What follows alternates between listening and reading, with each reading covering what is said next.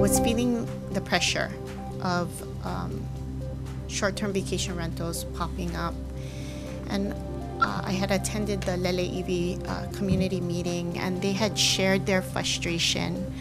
And then I also had an opportunity to meet with Mr. Sagnagnini about an area which is residential.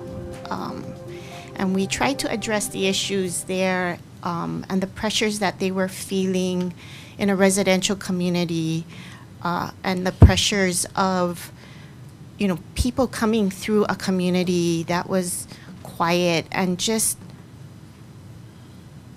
not ready for people coming at late at night, at all hours of the evening. And it became very apparent to me that there was a need to address this issue. And so we have extremely talented individuals in our community, and I had the opportunity to meet Stefan. And we talked at length about how to approach this. And I didn't want to craft policy that was driven from a silo. I wanted to draft policy that was driven by data.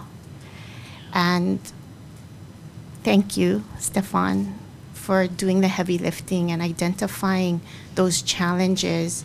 And what I want to do is use this as an opportunity for Stefan to take share with the council his findings that is impacting not only my community, but communities all across the island. And so with that, Stefan, if you could please introduce yourself. Hello, I'm Stefan Buchta. For the record, I'm presenting on vacation rentals, on the challenges of vacation rentals across the whole island.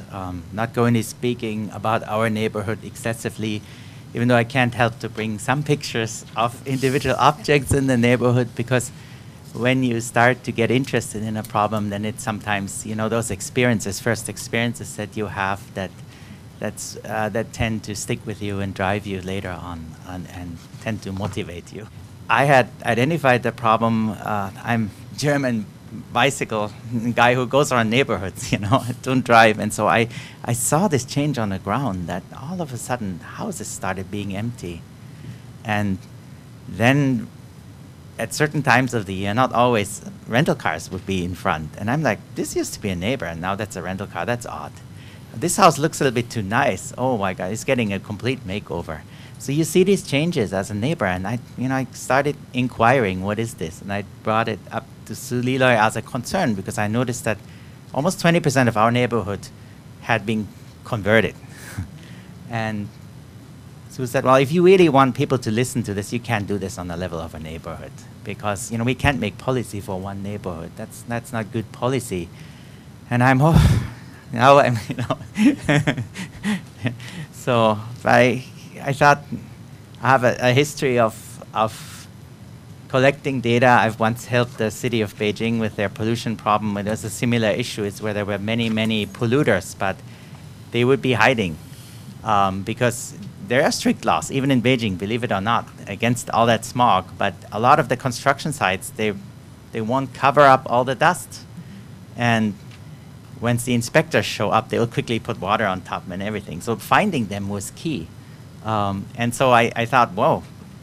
So I started, so what you're going to be seeing is a survey of the whole island of about 5,000. And now we can argue how many there are actually.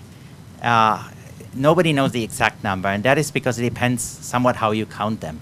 A lot of people list their unit, they list their whole house, but then they also list the 2-bedroom in the same house, and they're hoping that they catch either a couple that'll rent the 2-bedroom, or they'll catch a whole family or a whole group that'll rent the whole house, so they can make double.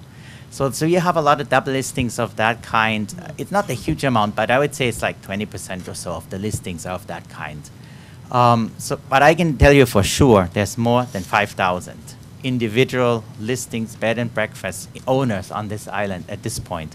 Some people say it's as high as 8,000. I don't believe this, but it is also growing at a very rapid rate, between 100 and 200 every month now. It's crazy. It's out of control. We're sort of, I would say it's almost a historic change that's happening around us. I couldn't believe it when I saw it.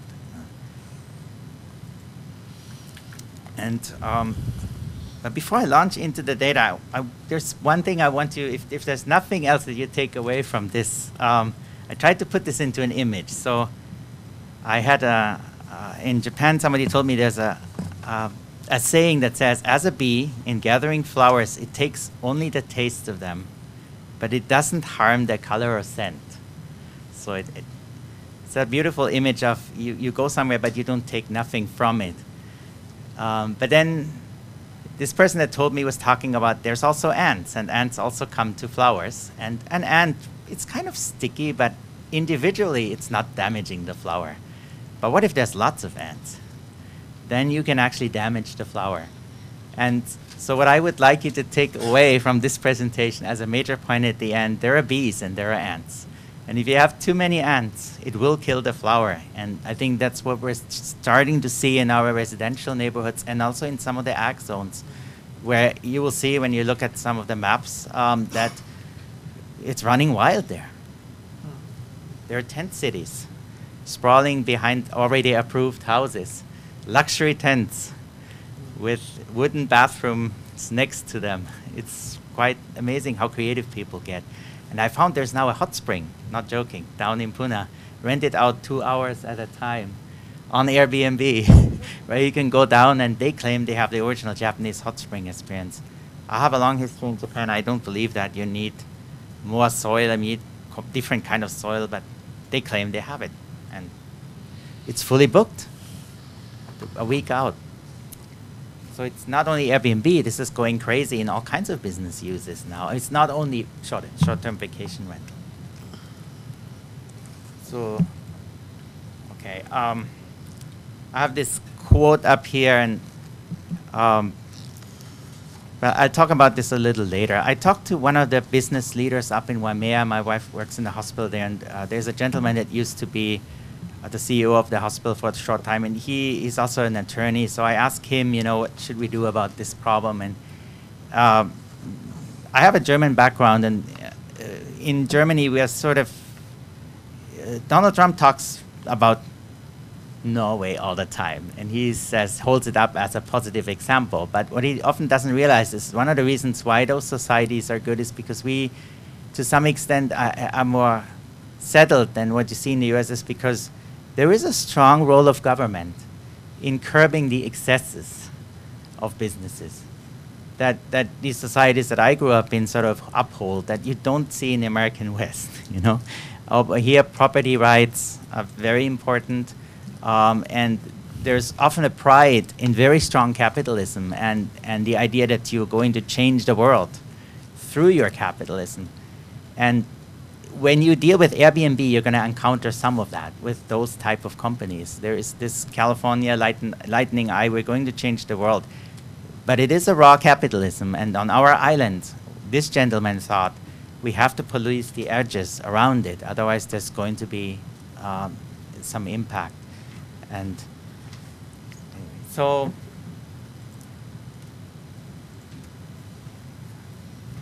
when you think about the problem, Airbnb is really the largest company. I have a slide later on. You'll see how Airbnb has grown larger than in valuation than the large hotel companies, which when I first saw it, it shocked me. How can Airbnb be bigger than Marriott or Starwood? But it is. The valuation of Airbnb has overtaken that of Marriott and Starwood. So you're dealing with an 800-pound gorilla. That is not necessarily benign anymore. I worked in Silicon Valley for a long time. When these companies start out their small teams in a bedroom, once they bring the MBAs and the lawyers in, they change. They are fiercely defendant of their interests. They will dangle a carrot, but they will also dangle the stick always. And I think what we're seeing increasingly is that these sort of commercial operators are misusing the system. And in our neighborhood, it's become very clear. It started out with people who are on the mainland and they rent out their houses part-time.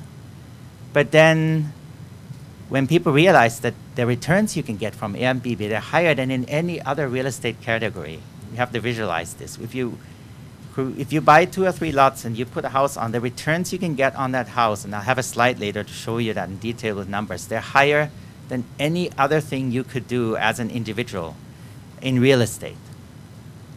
Maybe you could create a tech company that would have higher returns, but then maybe 9 will fail and 1 will be 10x, but either way. So please keep that in mind. There's a powerful economic business model that once you go multi-lots, that blows away a lot of the inhibitions that people might have towards following the laws. So even if you institute fines or so, if the fines aren't high enough, people will ignore the fines. We'll talk about that a little later.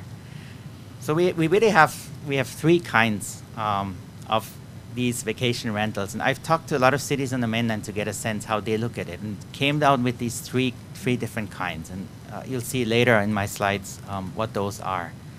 Of course, we all know that tax collection is random, and that's simply because those B&Bs hide away, and they hide away because they know that they're semi-legal. And so I once published one of these maps on West Hawaii Today, and I had to take it down because when it became apparent how concerned people are that they are found out, it was a storm. I got hate mail. So I fuzzed up the maps. I moved the pins around so that they're not exactly on the property where they are. So got to be. That's the reason tax collection is random, because people are afraid if I pay taxes and I get found out later, does it really help me that I have paid taxes? But then if I don't pay taxes, maybe I have to be in good standing later on. So people are confused about it. But I think what we are seeing, and that's the main concern, and I see with Bill 108 as well, is that people are permanently withdrawing properties from the rental market. And I'll show it from the long-term rental and from the housing market. We've had bidding wars in our neighborhood. There were 2 bidding wars that were settled by these commercial operators with cash.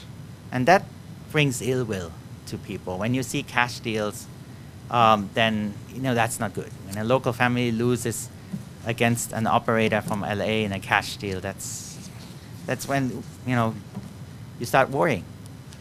So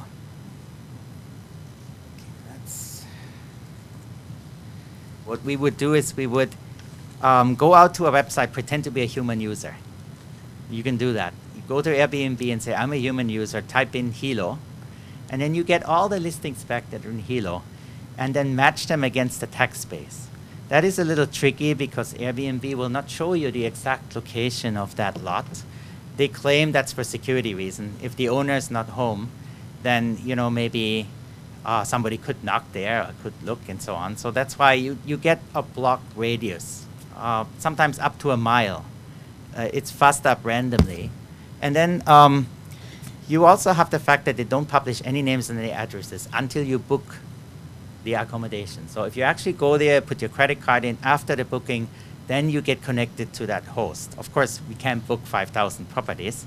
So I was struggling for a couple of months, and then eventually I found a way to match it against the tax base. It's not 100% perfect. In some cases, you actually have to look, because you have to realize with Airbnb, it's a bit like Facebook. Airbnb doesn't really control the listings that are up there. It's kind of like a community almost.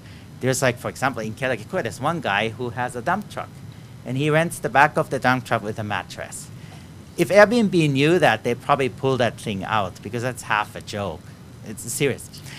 So Airbnb is a platform like Facebook, and anybody can go on there and upload something. There's millions of listings worldwide. Even Airbnb with 20 billion now cannot control those listings. They need thousands of staff to go through them. Computers are not good going through photos. As an expert, I can tell you, they can recognize faces, but they're not good at recognizing houses configuration, especially when they're fuzzy. So that's something they still need large human staff for, even in Silicon Valley. AI hasn't solved that yet. So when you look at this, you can kind of imagine where the listings are. If you look at this map, I hope this map is clearly visible to everybody here. It's a little small. I have a live map here. For everybody who's interested later, you can actually click and go down on every lot and see what is on there. I couldn't put the live map up here because, first of all, it might raise that same concerns. Now you're looking at my lot. And then also, the browser on this machine is a little old. I tried. So what you're looking at here is Google Maps. My idea was everybody uses Google Maps. So why don't I try to project that data into Google Maps so that everybody can interact with it and it's not going to be like a new interface. So what this is doing is kind of a clustering. So it takes that all the Airbnb listings on the whole island, projects them into Google Maps, and then you can see, as you zoom in, how many are in one neighborhood and so on. So you can see the red ones, there are many in that area. And then the blue ones, there are not that many in that area. It kind of makes sense. You see the blue here, that's sort of the edge of the Volcanic National Park. There's a bunch of houses in. There are people creeping into the koa forest. It's amazing, with cabins already. So you actually have people who have hunting cabins up there that now showing up on Airbnb. Those are the blue ones that you can see. Kuleana homes, whatever, nothing. If you have a business model like that, nothing is safe.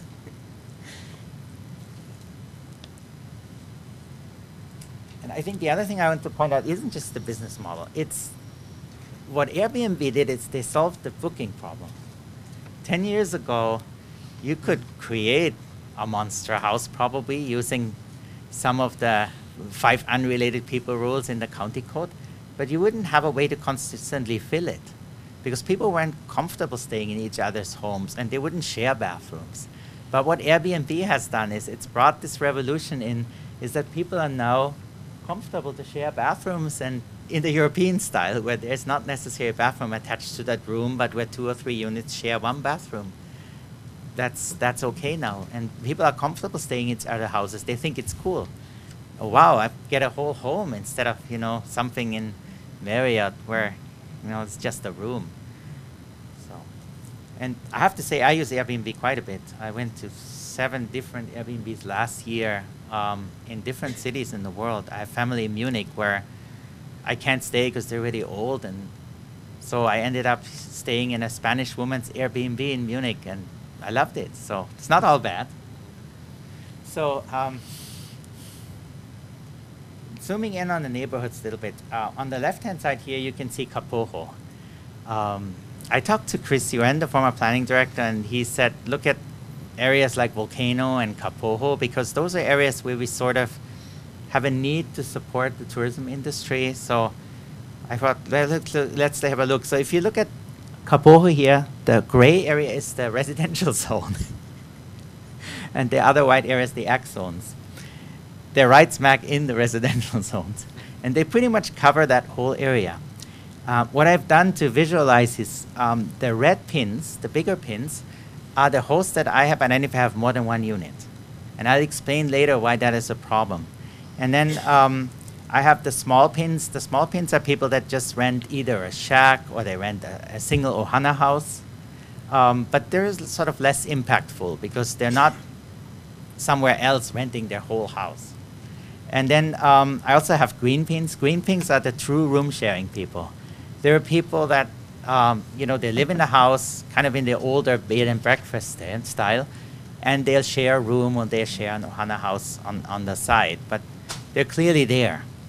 As opposed to those red pins, they can't be there because there's several properties and often spread over the island. I found many that have one property on Hamaku and another one on Puako Beach Drive. Not unusual. What do you do with that guy? And he's definitely not either place. I took one neighborhood here.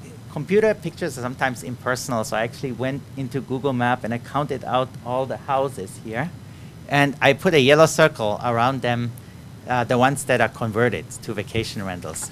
These houses are completely off the housing market. They're not home sharing rentals. The owners don't live here. This is right in front of Richardson's Beach Park. Half of the houses of that whole part is converted to vacation rentals. And you can go out there and look. They're empty right now because it's raining and the season is starting to taper off before it gets stronger again, I guess, with spring break. A big concern, Karen Eo pointed out to me, there's the state land use district The state land use law from 1961, right? It provides sort of an overlay for the state to manage the zoning, and there's 4 zones defined. Most of the island is actually covered with these zones. I have a map for you later if you're interested, where I actually put the state land use zones on the same map, and you can see which B&Bs are in there, and it's massive, unfortunately. So take, for example, Miloli'i. Miloli'i is still relatively virgin. There's only a few there. But the state land use zone that's right next to it is full of B&Bs. And in Miloli'i, there's one big commercial host. But otherwise, there aren't too many in that residential area. So here's like a map down here of Puna, Hawaiian Paradise Park, all the way down to Volcano. And you can see all these yellow and blue ones are clusters of vacation rentals right in the state land use district. And I know there's a date, I think it was 1973. If your house was built before that, then there's a way to factor you in the bill that you're looking at. If the house was built after that, I think it's difficult to get people in. I don't know the details for that. But there are actually, unfortunately, as you can see in this map, quite a few that will be from after 1973. So I thought that would be important to know. Okay, Volcano.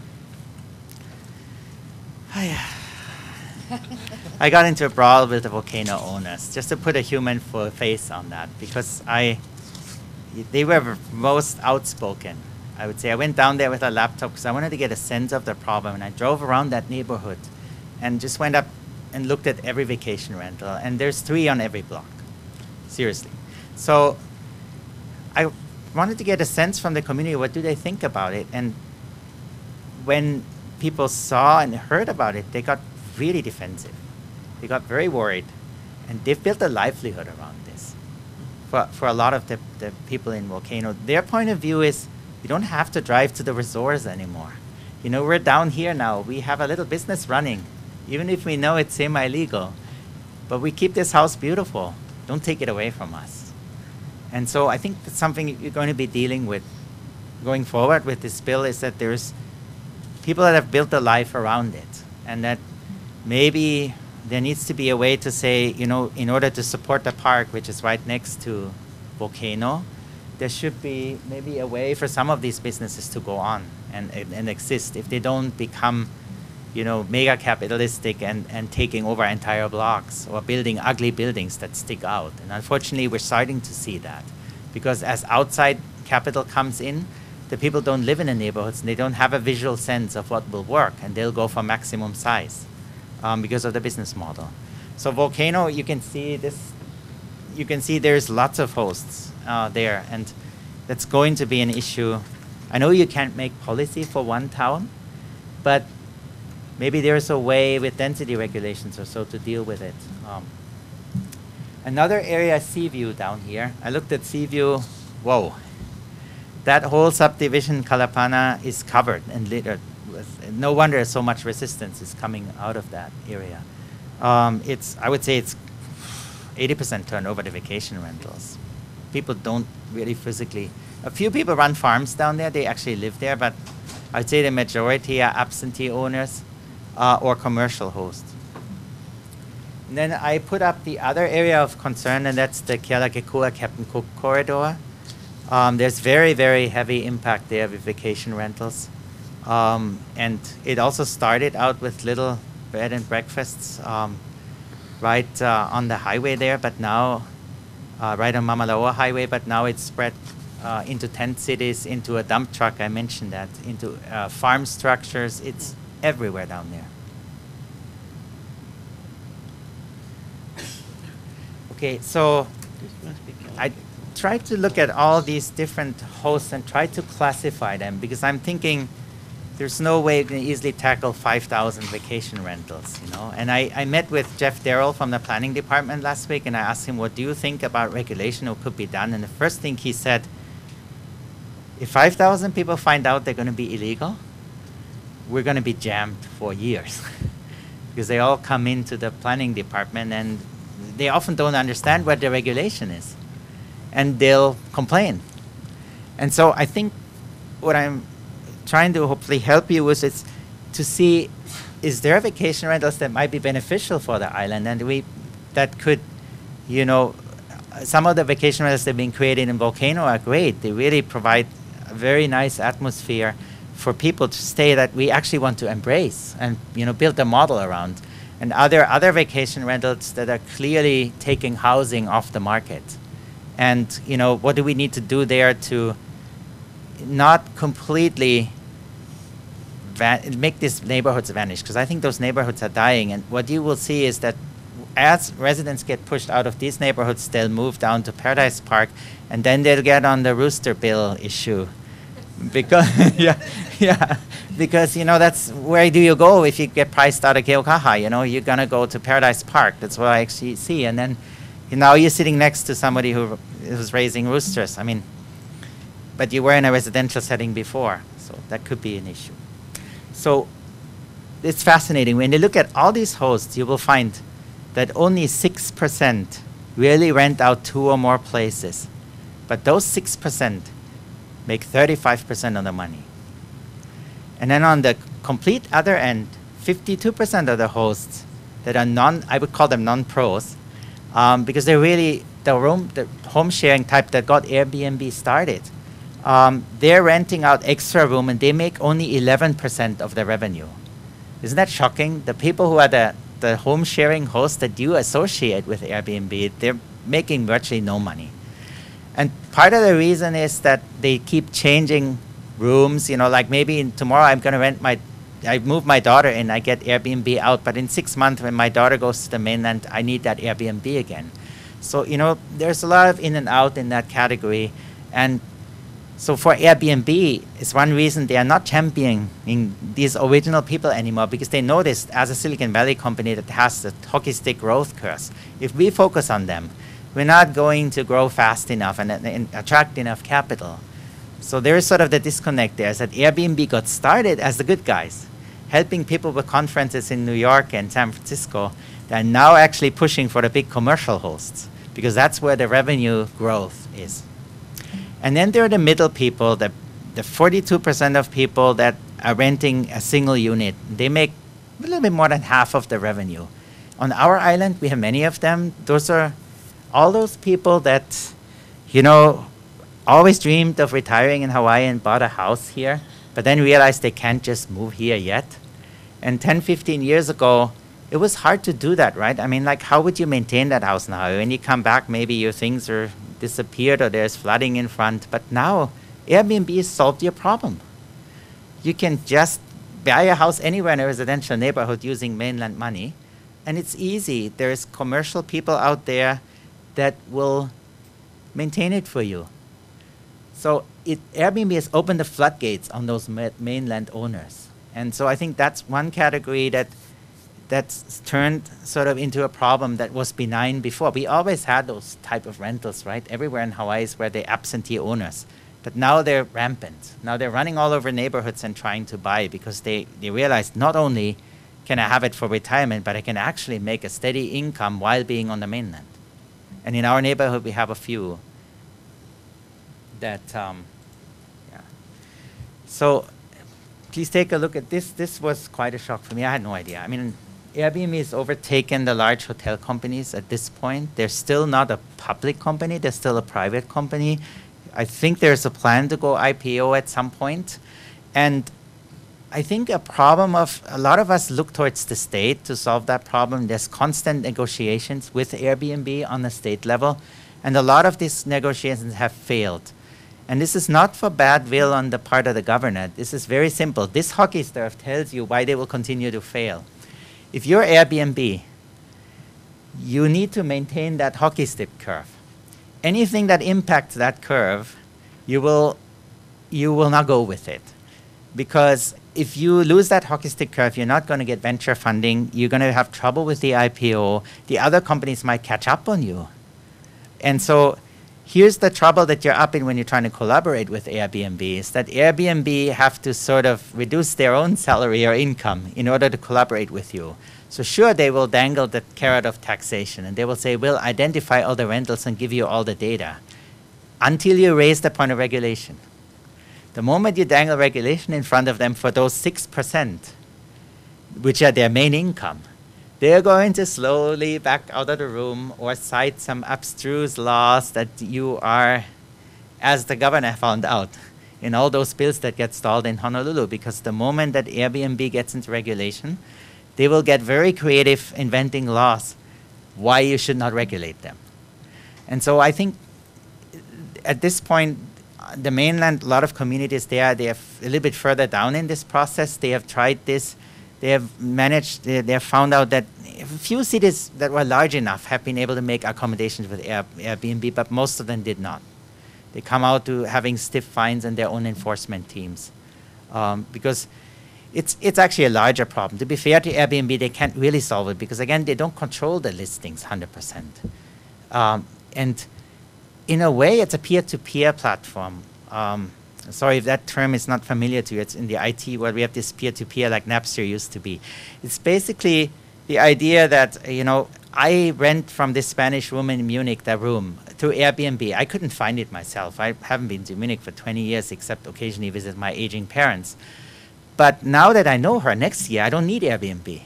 I can just call her up and she's going to be happy to not have Airbnb in the way because they charge 15% service fee. And we actually did this, for a couple of years now, where Airbnb doesn't have to be in a picture. Once they're there to make the link, the owner can go on. So Airbnb cannot solve this problem. They can help. I don't think they have a large incentive to help until, they really get more socially responsive. At this point, they're not socially very responsive. I don't know if anybody from Airbnb sits here, so I hope not. But Facebook is in the same role, right? They have that same problem. We're trying to hold them accountable for all the Russian things, and they're like, we can't control all these people uploading. It's the same thing. You're dealing with companies that don't control the content fully, and that would need thousands of staff to do it. And it doesn't scale, even for them. Okay, I'm trying to imagine some of the purposes and goals that you might have, and maybe you can let me know later if those could change. And I try to couch them more into a vision as well. Because when I look at the other counties in Hawaii, I'm a little worried because they seem to try to look at this only as a threat. But I think this is also an opportunity because, we all know the budget issues in the county, and we also all know that we need to create more jobs, And Airbnb is a way to create more jobs in the different neighborhoods, if only we can tell which ones, and keep the ants out and bring the bees in. So rein in expensive short-term rental growth. That goes back to my idea with the ants. Right now, there's so many ants, the flowers will die. We need to do something really quickly. Otherwise, there's lasting damage. And I'll show you later why I think there's lasting damage.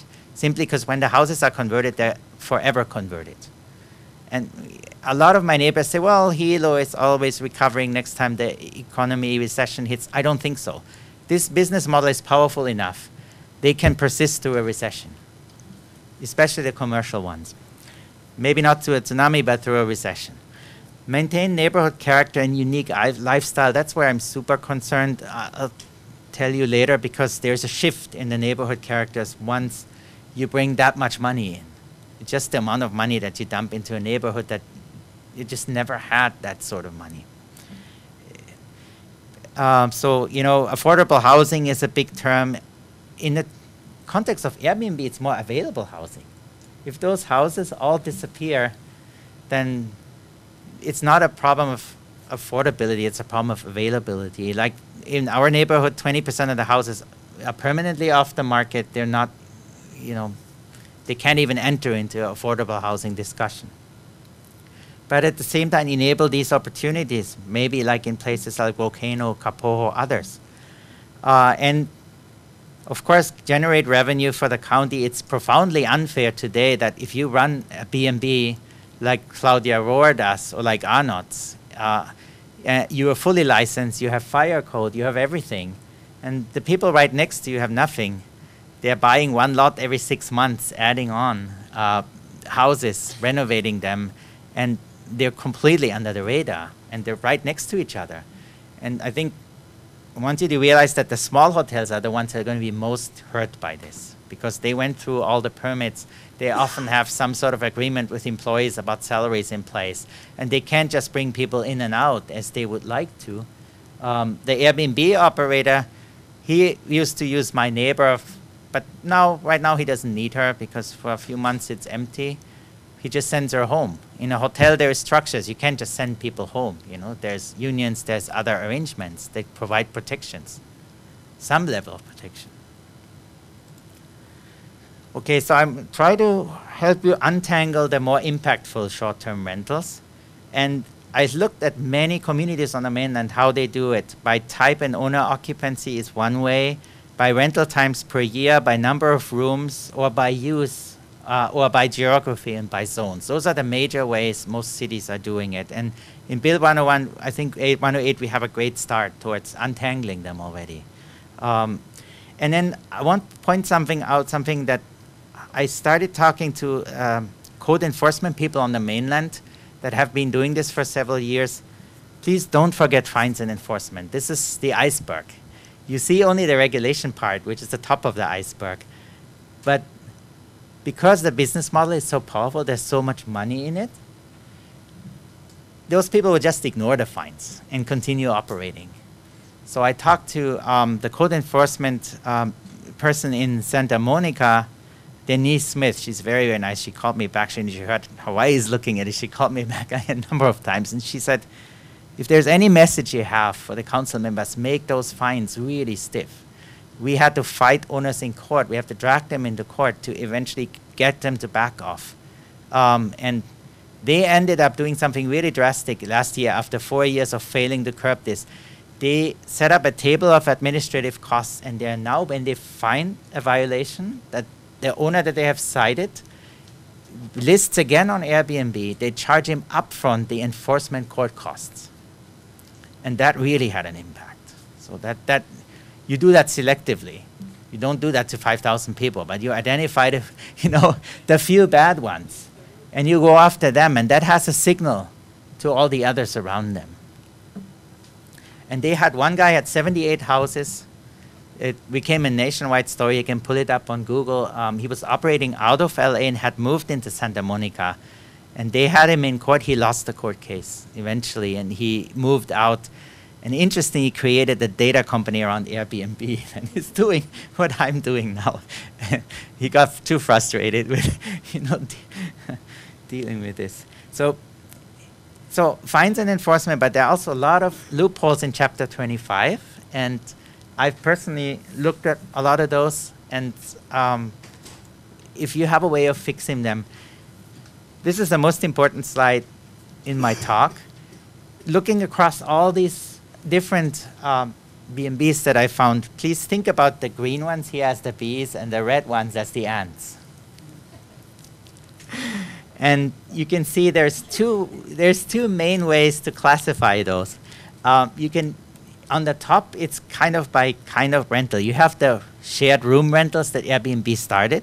Then you have where people rent 1 or 2 rooms out. They're either in the building or not in the building, or you have the full unit rentals where they don't live there and they rent. Those are the 6% I talked about. Those are, where people have multiple units on the island. And so that's one way you can categorize them into those 3 categories. Another way, people like to categorize them into either the owner is on site or he's not on site. I, before coming here, thought that is huge. Now listening to your testimony, I think there's outlying cases where that's not always true. But generally, if somebody is in the neighborhood, they have sort of inherent responsibility, like Tom mentioned before. And they're not going to be as reckless as somebody who isn't even there. So lower impact tend to be the guys who you can actually grab when something happens. And higher impact tend to be the people that are, like one person in our neighborhood live in a gated subdivision in LA. And, every few months come and check. I mean, they hire people who run around and rent, but those people, in order to make ends meet, have to manage 50. And when you manage 50, you can't, be there all the time, especially when they're in residential neighborhoods, which means they're going to be distributed. So high impact means also remove housing from long-term rental market. The right side, the green ones, they tend not to do that because the people live in the house. Sure, you're going to find some mainland people that actually move here and maintain those, and I think those are the good ones. But you're going to find many, many more that don't live here and keep it as a speculative object or, you know, for Airbnb income. So I think if there is a way we could sort of start enforcement around a framework like that, and we could hit the red ones first. That's what Santa Monica ended up doing, is they didn't try to reduce the amount of listings. They just tried to hit the red ones quickly. And then that curbs the housing situation relatively quickly, because those are the ones that they're very professional. Like the gentleman in, just to understand you how they operate, the gentleman in our neighborhood, he used to be an accountant. He had a sports store in LA. And he found out that it was more profitable to do Airbnb here, where he would take the money, he would put it into one lot, renovate the lot, rent it out at $397 a night at 60% occupancy. That gave him enough money to buy the lot right next to it, cash. Now you take that money, you add another $320 a night there at 60% occupancy. Now you can easily buy the next lot. You don't have a mortgage.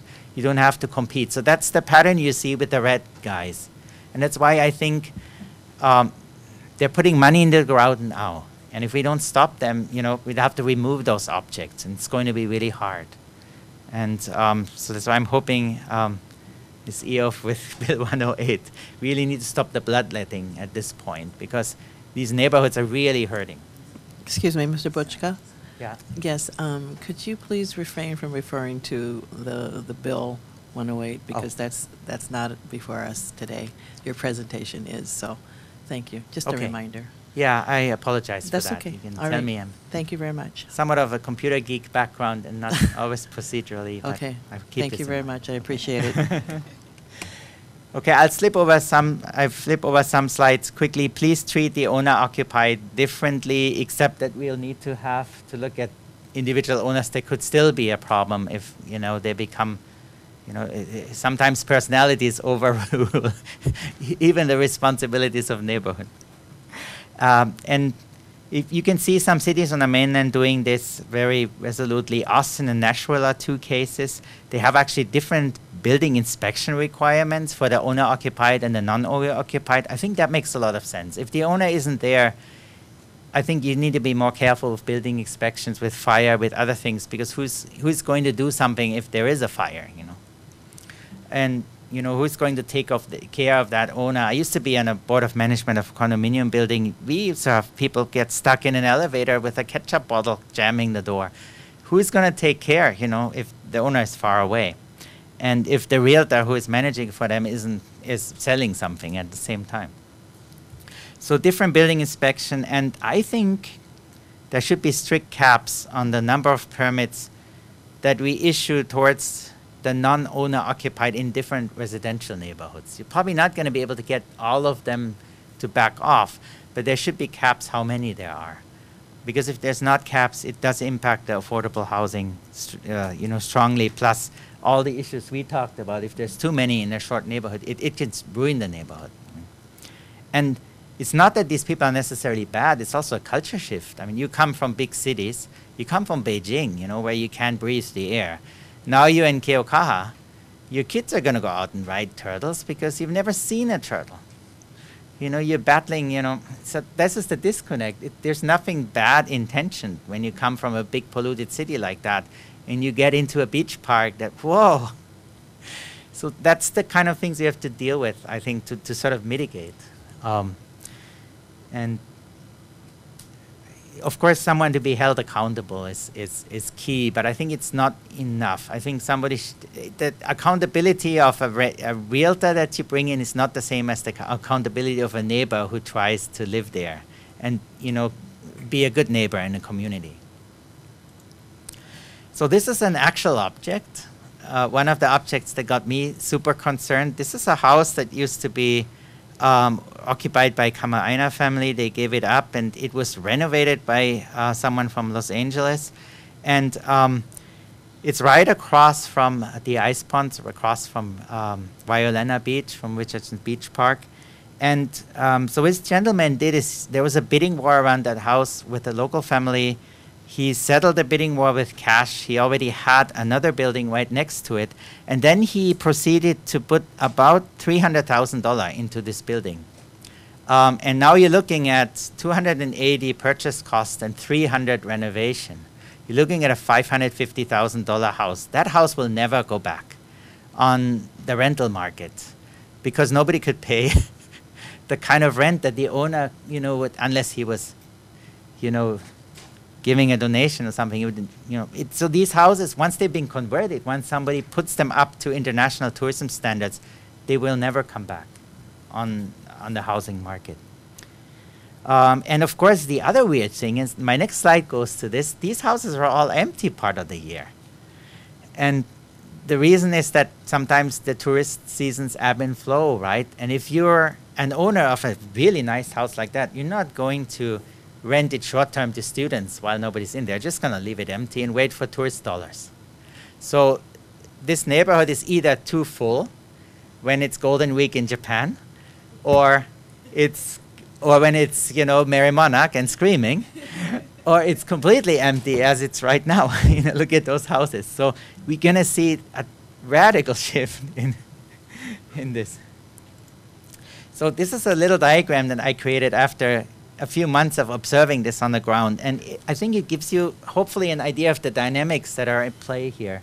So if you look at short-term rental conversion, when a house like that gets converted, the property price is radically higher, right? I mean, it doubles from 280 to like 580.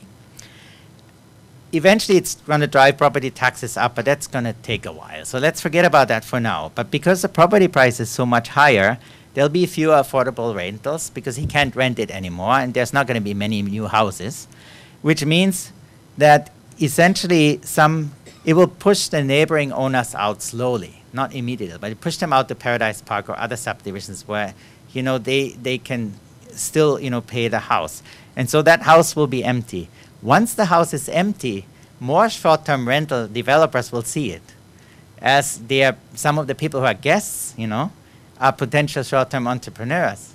They will look around, they will say, wow, you know, I'm paying this amount now in this house. Now there's an empty lot. You know, I've got some extra money. I've got a 401k. Why don't I spend that and renovate that house? And that's what you see, this dynamic. It becomes a vicious circle. You know, the more local families you push out, the more empty houses there are. The empty houses lead to more conversions. And the short-term rental guys, they will say, wow, you know, their house is empty. You know, they're not being used. They'll use it as an argument, not understanding that they're creating empty houses in the cycle. And the other interesting part is, you see the red arrow back? There's another vicious circle. The short-term rentals leave the houses empty too, because they want the tourist dollars. So more empty houses. So don't be surprised if you find empty houses. That's a side effect of the dynamics that are going on. Okay.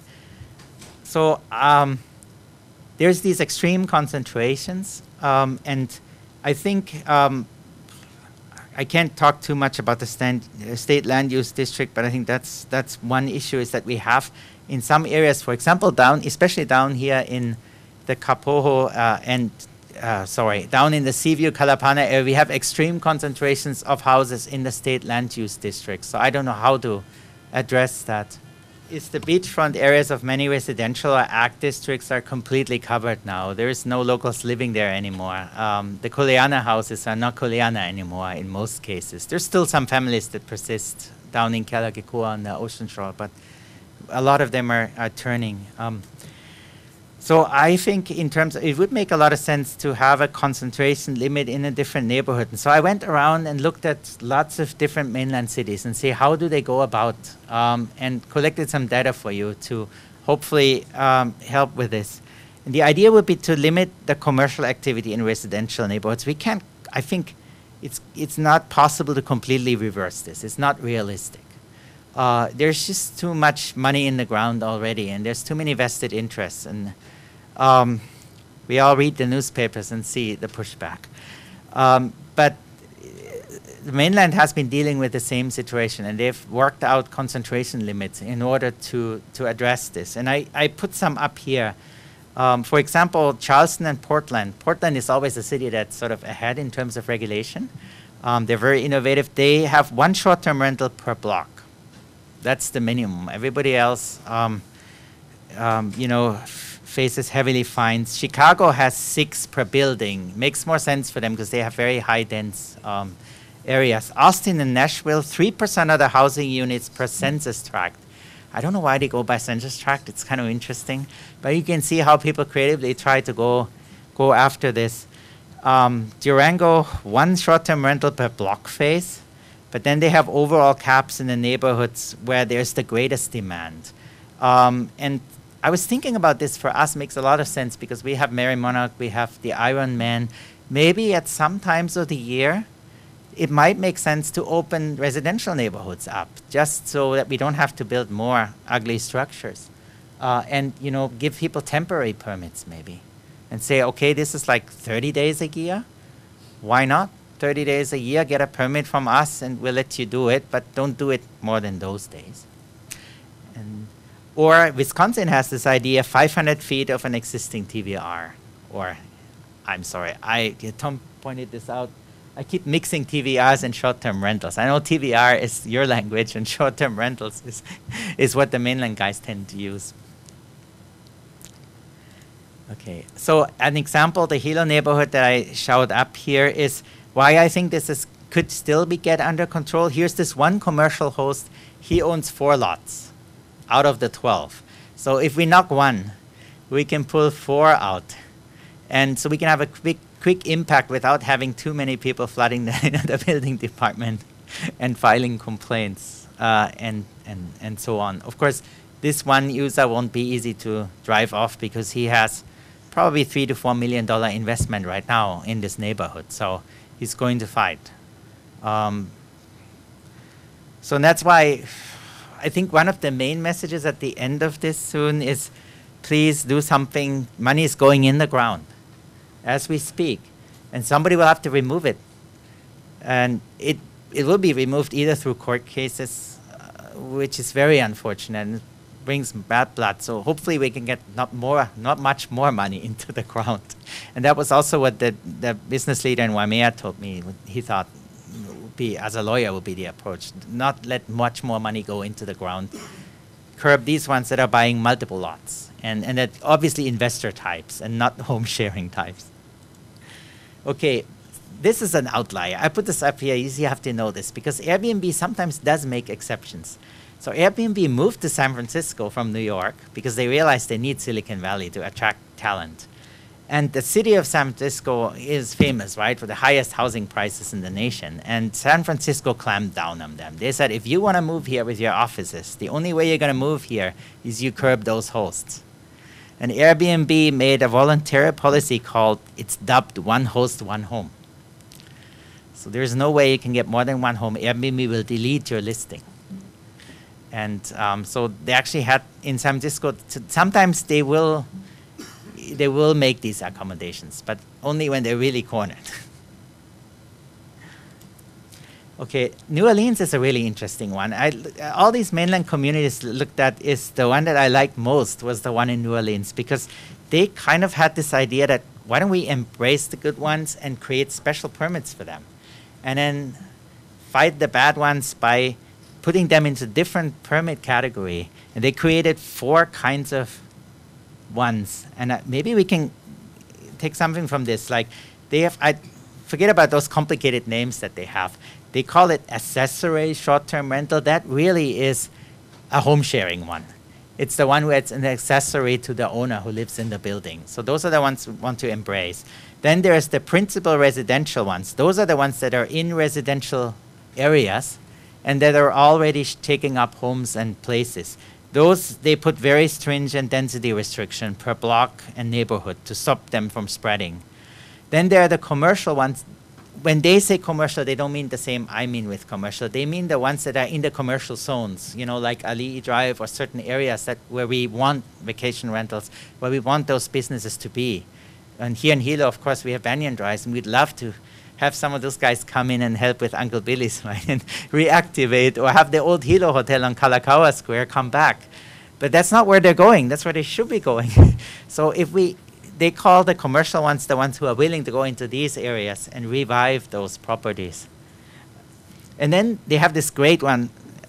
I'd love for us to do this, because when we have Mary Monarch, and I can see Mary Monarch coming up, right? The halawas are hurting. I don't know where they stay. And then, of course, the Ironman in Kona is, Airbnb got a lot of positive press last year by helping to put lots of people up there. We could solve that with temporary STR. We could say, okay, if you're up in Kona Palisades, you're clearly in a residential area, but for 30 days a year, we'll give you a special permit. Go ahead and host people right next to the airport. It's perfect. So these are some ideas maybe from other cities. Then we talked to the finance people with the help of Sue, and we asked them. Originally, I was very gung-ho because I went through all the Airbnbs on the whole island, and I noticed we're missing out on $30 million of tax revenue. This is not a joke. Maybe it's a little less because some people voluntarily pay. I mean, some people understand they're going to have to be in good standing, so they already pay now. But it's not that many. So let's say it's only 20 million, but it's a big number. People don't pay TVR and get taxes now. I realize we don't get that money back. It goes to Honolulu and 18% flow back. So I was thinking, what we do to still get taxation out of the good ones? Because if we tax the Airbnbs now, so we got to tax these people. I think there's two things, and I think you're already thinking about some of these. The first one is, let's immediately revoke the homeowner exception for all the heavy impact ones. That should be easy. And then reevaluate the properties as commercial businesses. Why not? They're commercial businesses. They're listed at $397 a night. There's one guy in Miloli'i. He lists at $400 a night. And this is Miloli'i. I mean, this is the last holdout in some ways. So, I mean, he is in a residential zone and listing two homes at 400, one at 400, the other at 135. I mean, I think he should be revalued. It's totally fair. If not, actually, he may not want to do it, but that's a different question. But he's one, so maybe the density will leave him. I don't know. Whatever. Okay, so I hope I made my point in terms of the different impacts, but there's a little other area I want to go in, because I actually sort of started driving this also on the ground by looking at individual properties to figure out how did they do it. Because we started seeing that people were building little towers. They started, originally it was just taking a house and converting it, but then they realized, well, if I have more rooms, I can make way more money. I can bring groups in, I can do other things. And we started to see these small hotels. They're in neighborhoods, but they're small hotels. If you see that building, there's no doubt it's a hotel, but the building department will not agree with you, and the planning department, that it's a hotel. And I think it's a problem that they will not agree. And those are what I would call loopholes. Jeff Darrell from the planning department will not call it loophole, but let's call it loophole. He has the same concerns, though, even though he doesn't use the term loophole. Puako Beach Drive. I went down there. I was really curious. Found on the computer there was one building there that had filed building plans. It had a lot of accessory structures there. And if you look at that building plan down here, this is the only thing we have, because unfortunately the planning department lost that building plan. I'm not joking. I could not find it. But they still had the lot drawing that they had been given.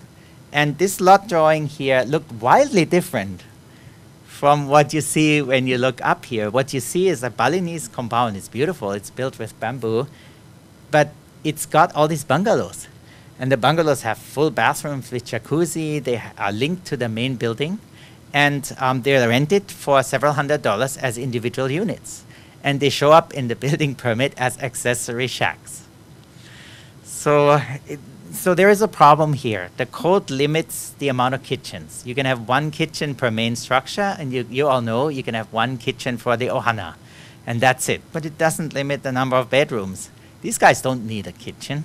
Nobody in Airbnb world has a kitchen. Actually, the Airbnb hosts that I stay with, and they shut down the kitchen. They don't want anybody to turn on a gas stove. They get very freaked out about it. I stayed in someone's home in Beijing for a long time, and he covered up the gas stove so that we wouldn't be allowed to light it up. So kitchens is not the way to regulate this. Please find a way to limit the number of bedrooms, because that's what counts in the Airbnb world. Then the Ohana house. Through a friend, I got in touch with Chris Yuen, and I asked him, because Chris Yuen used to be very outspoken in protecting our neighborhood. Save Keaukaha. There was a movement back in the 80s where Keaukaha was saved from hotel development. And I asked Chris Yuen where he thought could be the loopholes, and he thought the Ohana house. The Ohana house, it really is a marketing term. That's his, I'm using his words now. He's saying it is a marketing term because Ohana is not for family. It can be any person. It can be 5 unrelated people in that Ohana house. There is no rule that Ohana, I had no idea about this, that Ohana has to be a family member. And that, of course, is perfect for short-term rental landlords. So I feel we need to do something with Ohana house. If you look at this building, this is a building plan that's going up for construction now of one of the Airbnb entrepreneurs. The left side is the Ohana, and the right side is the main house. You look at that house from outside, you'd never think that's a Ohana. But the Ohana code does not say anything about co-locating or co-joining the house under the same roof. So it's perfectly legal, and the building department will get very resolute and angry if you start arguing. They'll say it's obvious. Why don't you see it?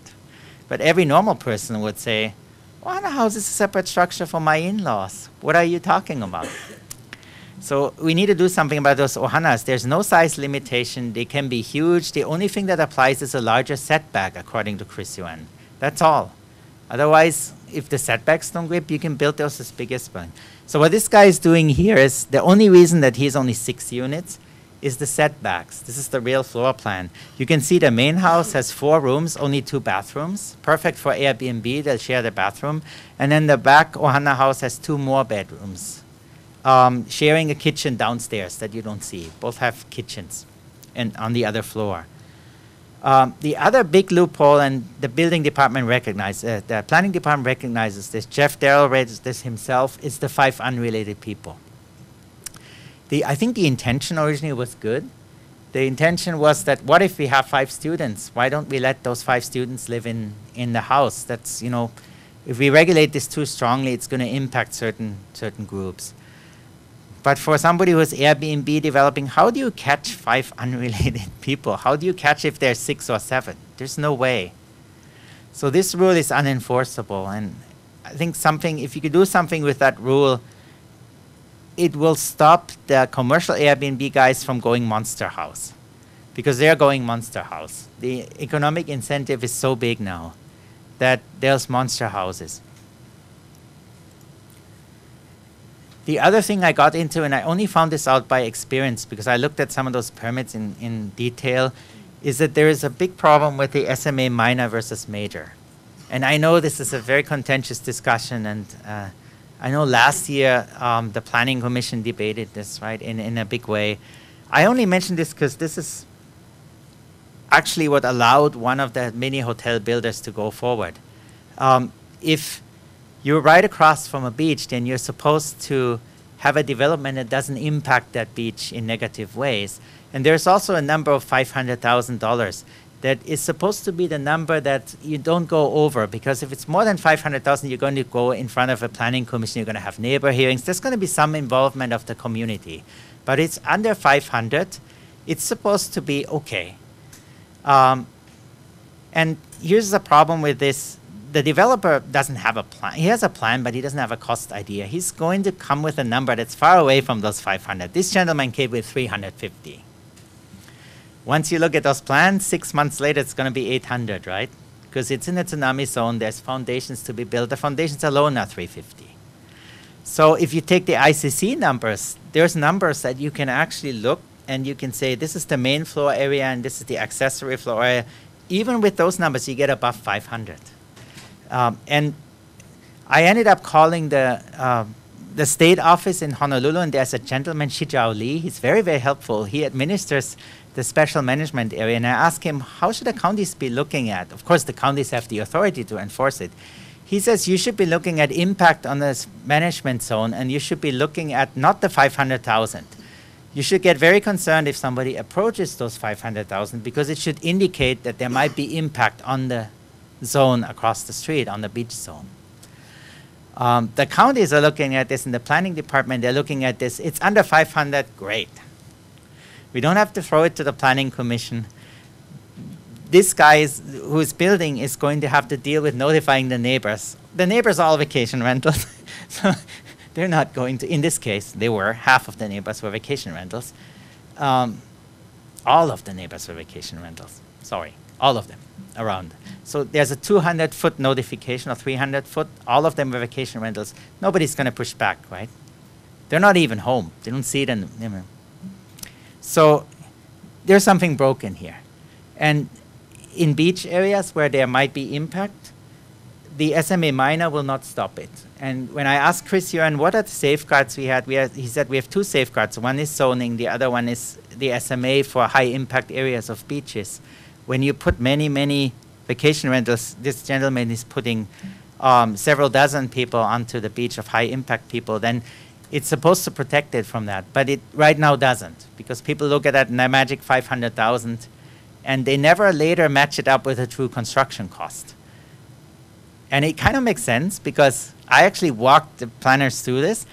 The person in the planning department, I won't name them, who approved this with the 350, never talks to the guy in Kona who gets the plans on the building side and looks at the red stamped 800,000.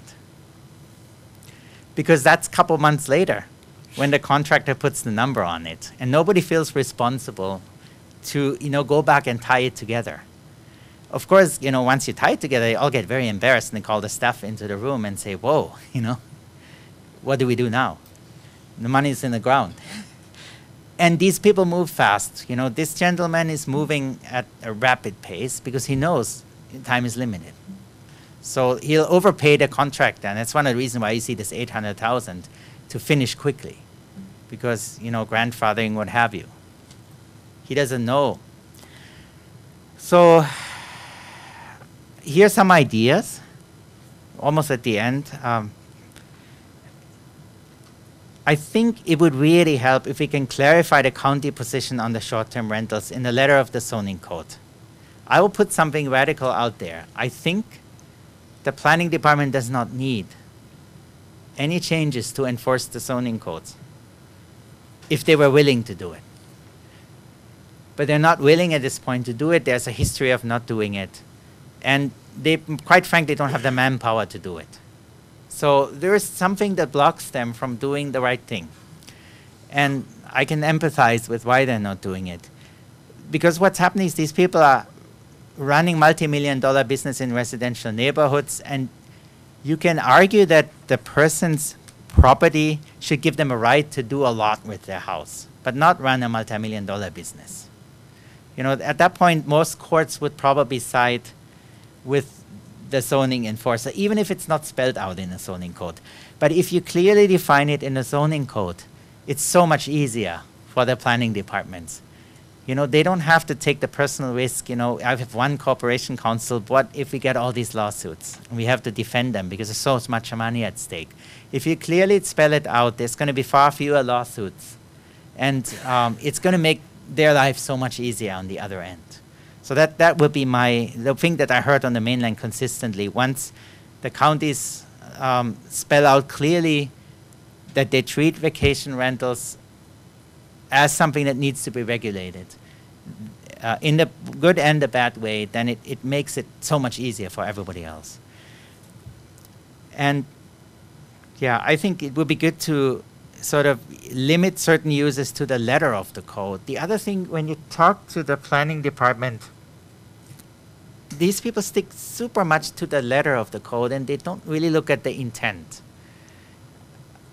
I would pull out my hair because I would say, you guys know it's a hotel, I know it's a hotel. And they would say, no, it's a single family home. But if you stick with the intent of the code, we have commercial zones, we have residential zones. It's obvious that, but they are saying, no, there's not more than 5 unrelated people in there. Look at the plan.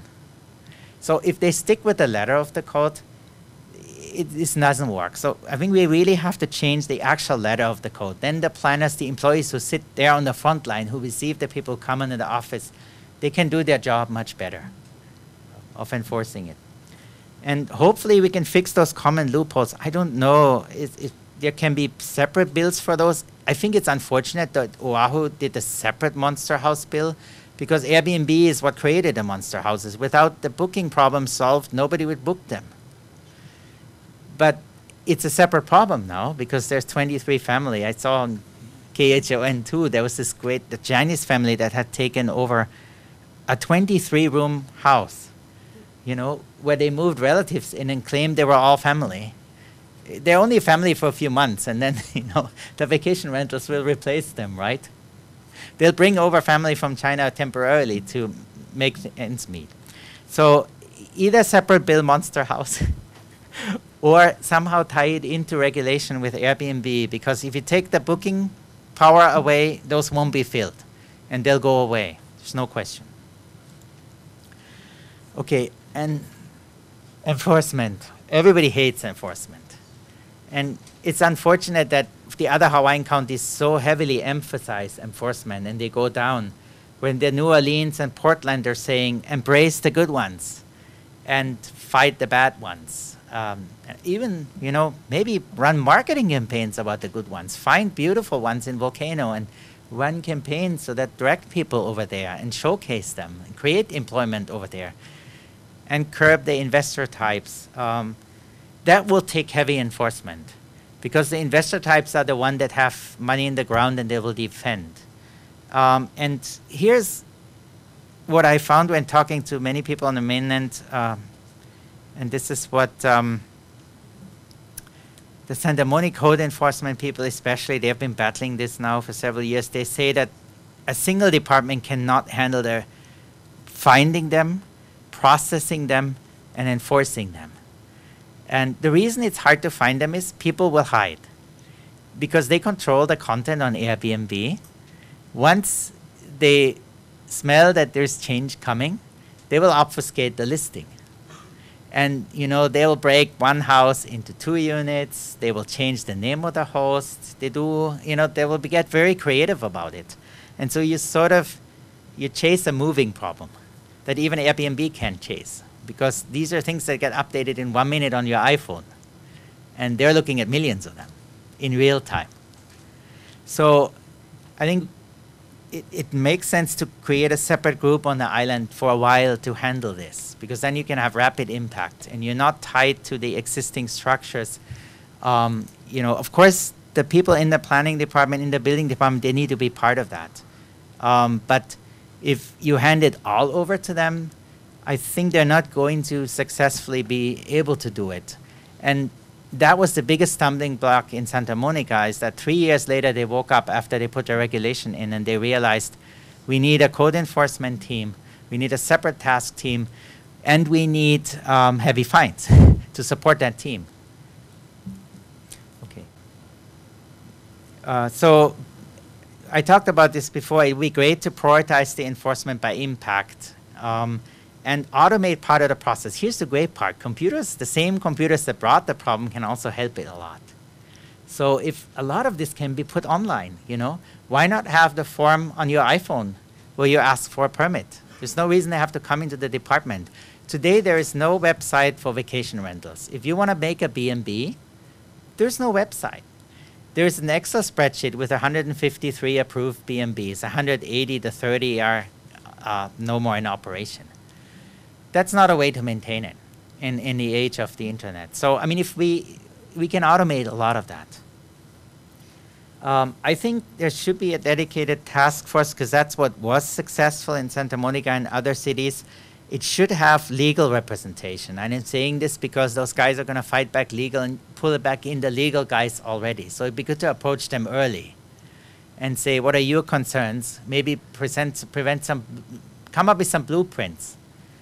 early on to anticipate the kinds of complaints because they're already well understood. And the law cases on the mainland are pretty much established. It's no secret what law cases are coming.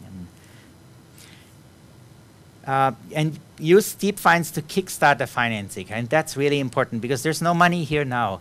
There's a great bill, a state bill that says give $1 million to the counties for enforcement. But Harry Kim testified that in that state bill that won't really help because it's going to have to hire planning department employees already now, today, and then maybe later on the state will find, great, you know, you have this in place and I'll give you $1 million. But maybe the state will find, no, we don't like what you have in place. And you hire all these people and you don't get the $1 million. Might happen too, right? So I thought he had a really valid point there. So what Santa Monica thinks is just front load for the commercial, for the bad types, for the ants, front load the enforcement with the legal costs and the cost of the task force for a while. Then you get some started, then you reevaluate the properties, you take in more property value, and you quickly going to be in the green.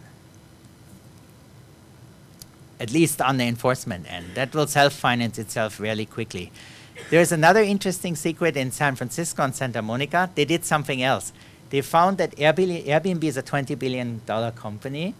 They will pay fines. So they just said, whenever we find a listing of an owner that we have notified that he shouldn't be listing, we fine Airbnb on the owner. Airbnb just paid the fines. So in the first year, they took in the case of San Francisco, $2 million, simply by fining all those guys in Airbnb that wouldn't pull off their listings, finding Airbnb against that. So there's creative ways to jumpstart the financing for the enforcements. It doesn't have to come right out of the strained county coffers. Don't wait for Airbnb to help with recognition. I hope I made my case why that won't happen, because the hockey stick curve, if they help in regulation, if they help finding, if they do too good a job at finding all the vacation rentals, it'll impact their growth massively. And they can't be interested in that. So they'll dangle the carrot.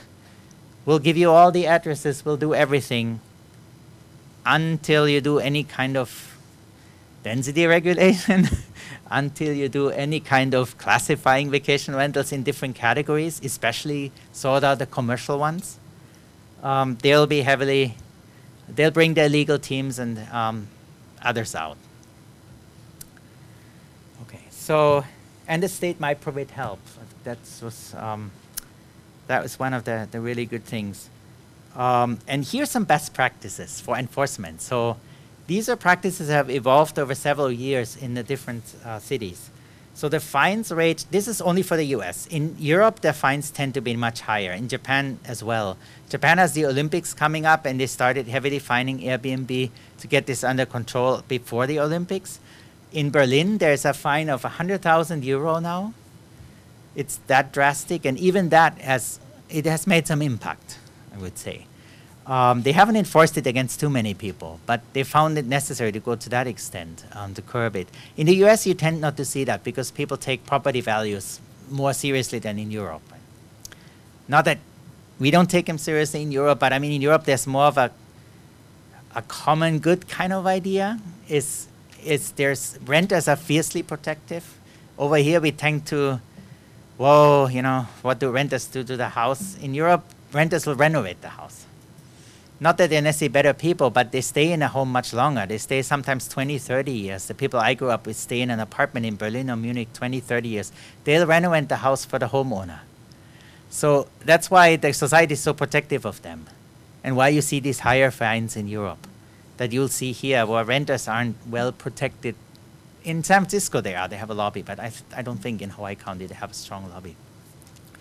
So Savannah, Key West, and Austin, 500 per valuation. However, if you are cited multiple times, in a 12-month period, it goes up to 1,000. So that's not too drastic. San Francisco put much more drastic things in, and this is because Airbnb is there, and they see the impact much, much more there. So they will fine 4, 8, and 12 times of their hourly administrative rate. So So you can see where these counties are going. They're doing administrative rates, they're establishing rates, and using them as a basis for fines, so they can recoup their costs. You can see up to 12. Then for Santa Monica, this is the rule that Ms. Simmons told me they introduced last year that was very successful, is that now they charge penalties plus full enforcement costs, including the court costs. And the court costs, that's the really important part. That will actually mean that some people will back off, because they will realize if I pay the court costs upfront, and then I have the court costs in the court as I pursue my case and I go through appeals, you know, that'll make people think twice. Santa Fe, San Francisco, Portland also found out something interesting. If you revoke their permit as you put the fines in, it's going to have a more drastic impact. So again, this is the iceberg, the regulation, the top of the iceberg, but we need that enforcement what's under the iceberg. Otherwise, regulation won't have anything. And unfortunately, I think in 3-4 years, we'll sit here again, and with all the good intention, you may have passed the bill, but you know, much sooner, but it won't have any impact. Okay, so here's kind of my summary. I didn't see this when I first started because I was very concerned about the short-term rentals, but I think we should keep most of them as long as there are no impact. And we should embrace them, create a vision around them, promote them as something unique for the Big Island. Because, you know, obviously Waikiki and, you know, all the areas in Maui that are becoming hotel cities are not our model, right? We don't want more of those. So why not embrace them? But curb the high impact ones. If you won't curb the high impact ones, then areas like Keaukaha are going to turn into Miami Beach. They will. And this is funny because this is actually the image that the one guy from LA gave me that is building the small tower. He's saying, well, Miami Beach looks much better. Why not make all the beach houses like this tower? And he really thinks that's an improvement. You know, and you saw his comment in the newspaper, the T111 shack sightings. He believes that. He thinks he's, you know, improving it. And he has never actually lived on the island, even though he goes back and forth, so he doesn't see the suffering that it creates when you take that lifestyle away. And I talked about fines must pay for the enforcement. And the last thing I want to leave you with is what this gentleman from Waimea said when I asked him about how strong can we curb capitalism? Because obviously capitalism comes out of California. It's embraced there to a large extent. But in the high-tech environment, it's always embraced with the lightning eyes of somebody who wants to improve the world by putting an Uber out or an Airbnb. But what he's told me is he thinks on an island, we, as government, you have a responsibility to curb the edges of capitalism. Not really capitalism itself, because it's the lifeblood of our society, entrepreneurialism, but the edges around. And he put up this image of Kuleana, right, of the farms in the upland not impacting the fish in the offshore. And what these commercial guys here are doing is they are impacting the fish in the offshore.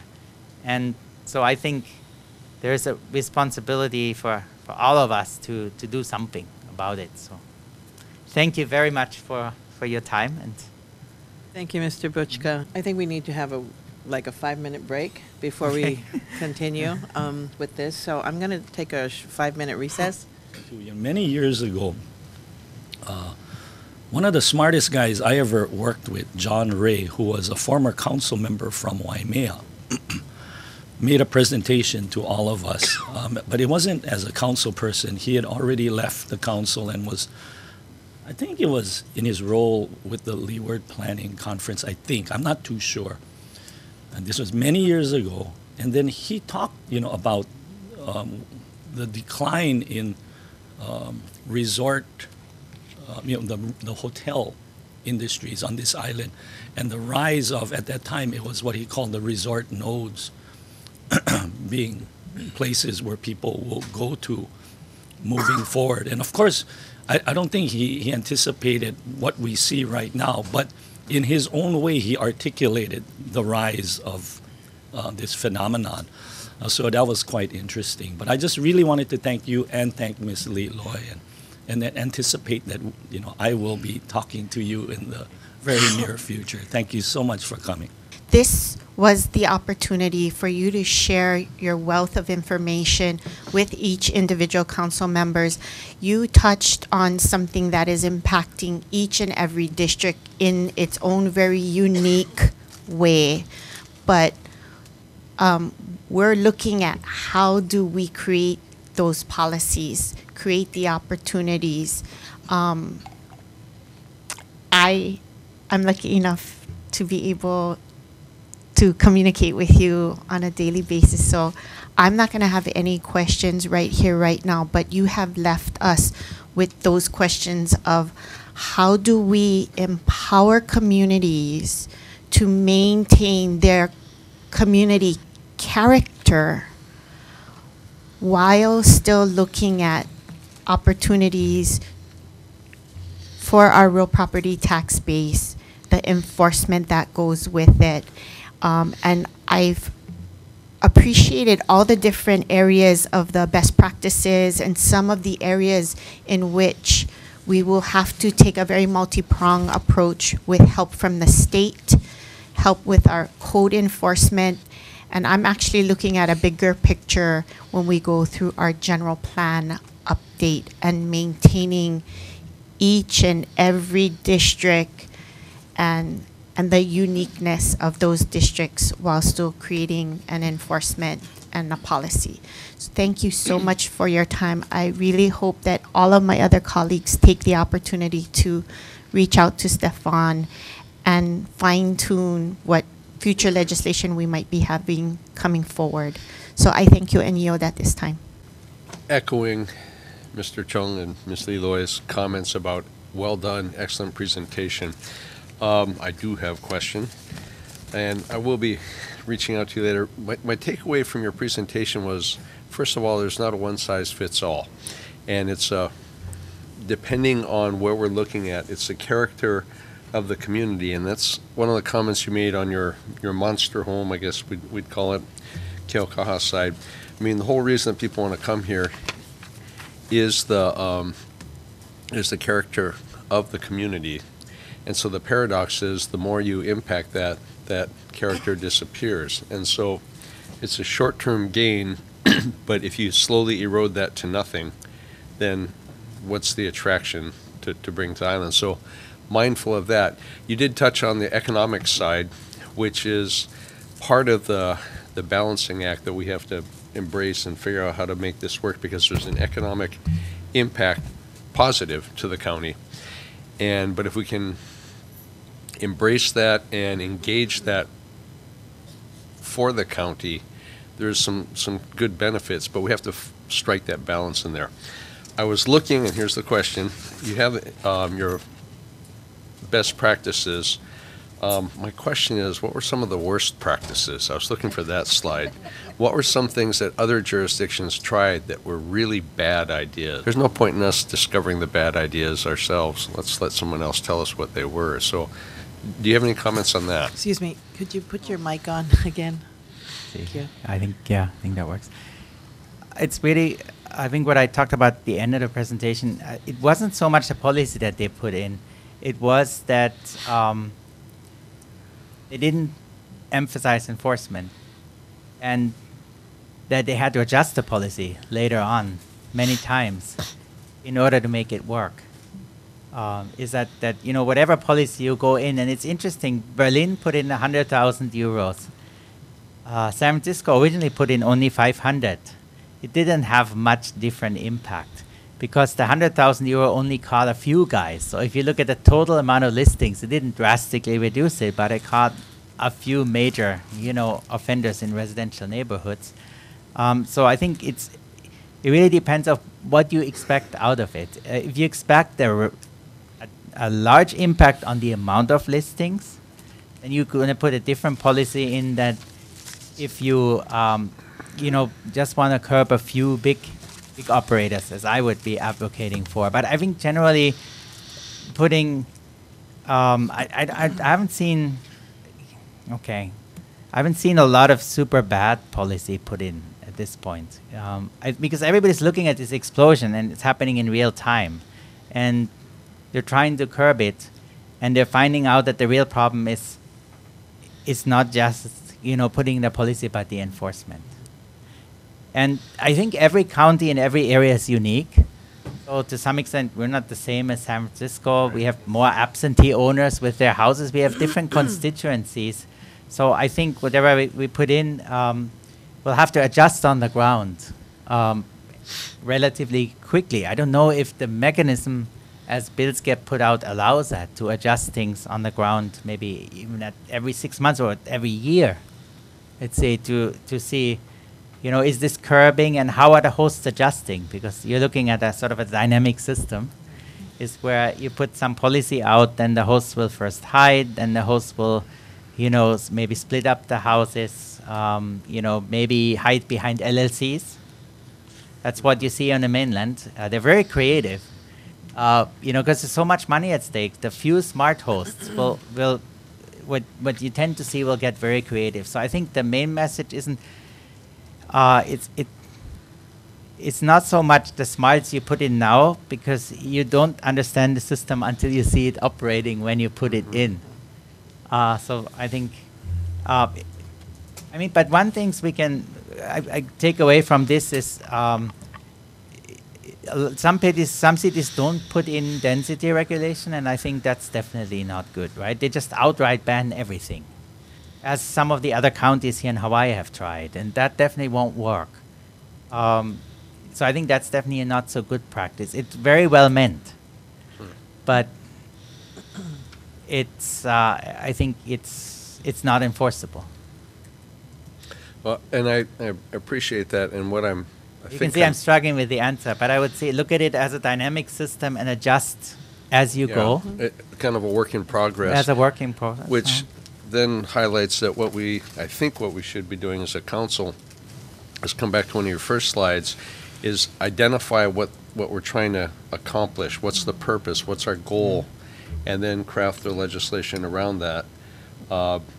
Is it to maintain communities? Is it to allow but minimally impact? So that's a definition we've got to arrive at before we can actually come up with something meaningful. But then also with the expectation, we're going to have to adjust this as we get into it. So, okay, thank you, Chair. I yield. Thank you, Mr. Richards. And now we go to Ms. Poindexter. Yeah, thank you, Chair. And thank you so much for that presentation. I mean, I'm sure everybody appreciates what you did, because it's just makes it more real. I was a little bit more scared than I was first thinking it was, and it's more than I thought it was, which is very, very disturbing, because what will our island look like in 2 years, or maybe even 1 year? If we don't put anything in place right now, what are we doing to our communities? I mean, the developer, I think I read somewhere, whether it was in the paper or whether it was online, criticizing the way our homes are built, like it was built so poorly, and what he's bringing in is like the best, and like what you had stated, and basically saying it was ugly homes. But I just want to tell him, I'm so proud of my plantation home that I grew up in. I love it. You know, it had holes in the wall that I could see the sun coming through the wall on some mornings, mosquitoes coming in with to light mosquito punk, whatever it was. But you know what? That's made us who we are today. And we are so proud of that. These people are coming in, developing and overdeveloping, and chasing and pushing out our local people, because no rentals available for our local people in residential communities. They're turning residential communities into these resort areas, which is unfortunate. We're going to lose who we are, and we're trying to preserve our cultural heritage, our lifestyle. There is room for development, but like you said, in controlled areas maybe. But we really got to consider how stiff we want to make this, because if we're too lenient and leaving some loopholes, we're still going to cause a lot of damage. And I don't want my grandchildren to come visit Hawaii, because they cannot live here already. They moved to New York. They cannot afford it here in the countryside of New York. But come back and look at this place, and all it is you come back to a tourist destination and say, look, my grandmother was a part of this. You know, we lost everything growing up here. And here, us, the lawmakers, are not doing we need to do something about it. So I just want to thank you for that, opening up more of my eyes and seeing how immediately we need to start putting this at the top of our priority to make sure that we can save this beautiful place we call Hawaii. Thank you. Thank you for this. It was captivating and very well put together. I have a couple of questions. In the beginning, you mentioned that you sort of set the context for the presentation as there are entire blocks of residential neighborhoods and people rent them like hotels with no supervision, and the owners often live out of state. And then with the revenues by host type graph here, it says 6% of the hosts are commercial hosts that rent out 2 or more places and make 35% of the revenue. But what I was looking at is the commercial hosts. Are those the ones that you're referring to as far as the ones that rent like hotels and live out of state? Okay, so the name hotel is a strong name, right? They would not call it a hotel if you ask them, but they're rooming houses. Let's put it this way. They're not a hotel in the sense that they don't always have a bedroom right next to, they share bedrooms and so. But yes, they are the type of host that basically does not live in the structure and that keeps adding structures, next to a structure that they already have, using the capital that they make from one structure, rolling it into the next structure. So clearly investor type behavior, as opposed to, home, behavior. Okay, great. So I just wanted to make sure that's only 6%. That's only 6%. According to your, And it's true. I looked across the island. They're not that hard to find on the computer because, you can match them up in the tax base, and they're only 6%. Yeah. Okay, thank you. But those 6% are big projects partially, so those are the ones that will be more resistant to change, Right.